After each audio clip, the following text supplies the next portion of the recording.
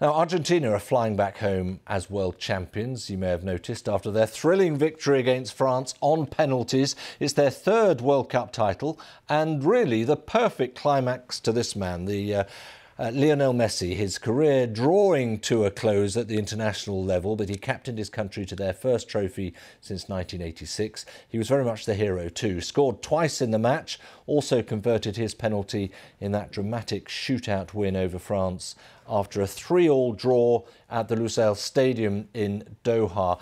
It marked, I think many are calling it, the dream climax, at least, to his footballing legacy, as he added the only major honour missing from his mantelpiece, really. Well, I'm joined now by a European sports writer for the Wall Street Journal and co-author of Messi versus Ronaldo. That's Joshua Robinson. Joshua, good to see you. I guess your point would be this clears up the debate. That's it. It's amazing that we've had this debate rage on for more than a decade, and now it's been resolved in the space of about 2 weeks. Messi is a world champion, and Ronaldo is looking for his next job.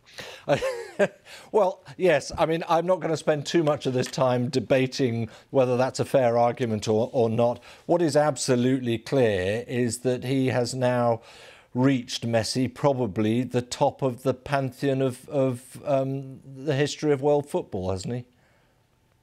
Well, he certainly, of this generation, completed what, everything he could have set out to do. It took him 5 World Cups to get there, but he did, in the end, lift the trophy on Sunday night.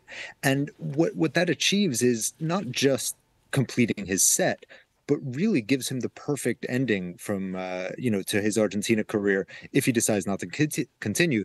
It's unlikely he'll make it to another World Cup, but how many athletes in any sport get to have this kind of Hollywood ending? You think of Zidane, who came close in 2006, but of course, instead of winning the trophy, he was sent off and France lost. But that's about as close as we've come in football. His coach has actually said he can hang on for another World Cup if he wants, such as his importance to the side. And I suppose he has a style of football that can develop as he ages, really. It's not all about, well, it's certainly not about height. It's not particularly about speed anymore. No, and it's never been, in terms of height, certainly, he's 5'7", and he had to struggle to get there. We know, of course, that he received growth hormone treatments when he was about 12 years old. And his doctor famously told him, "I can't promise you'll be better than Maradona, but I promise you'll be taller."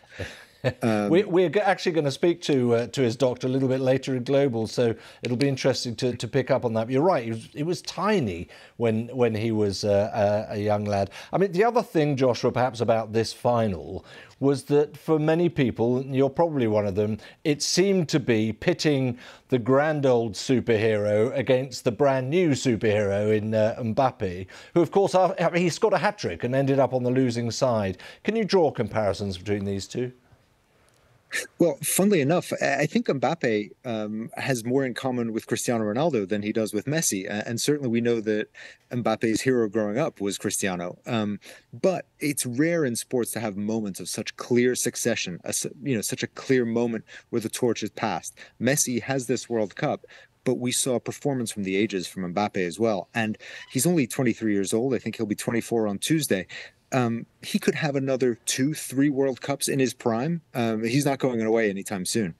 Just to wrap this up, Joshua, you know everything there is to know, I imagine, about Lionel Messi and Ronaldo, of course. But what are one or two of the sort of standout facts that we should remember about this little Argentinian? I mean, it's really, I know it gets used a lot, but this is really a guy who could do anything he wanted with the ball. And it's important to remember that it's not just the artistry. He has beating on the inside a competitive monster. And that's at the heart of everything he's done as well, dating back to when he was at the Barcelona Academy at 13 and 14 years old, desperately wanting to be the guy who scored the most goals, even in a 25 or 30-0 win, which is what Barcelona was doing in those days. So it's this combination of absolute desire with this genius that is otherworldly, and also remembering that his teammates absolutely adore him. They are the guys who wanted to win it for him in Qatar. As does just about everybody in Argentina. Huge generosity used to show off the pitch as well. Joshua, thank you very much indeed for joining us here on Global.